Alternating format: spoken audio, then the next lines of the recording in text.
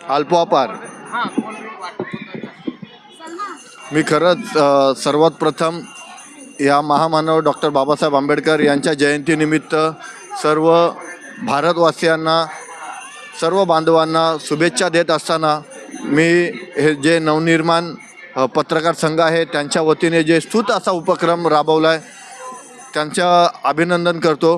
कारण जो देशाचा चौथा स्तंभ असतो तो म्हणजे पत्रकार, आणि हे पत्रकार मग ते सर्व जाती धर्माचे पत्रकार एकत्र येऊन हा जो उपक्रम राबवत आहेत त्याच्याबद्दल त्यांचं कौतुक करावं तेवढं कमीत.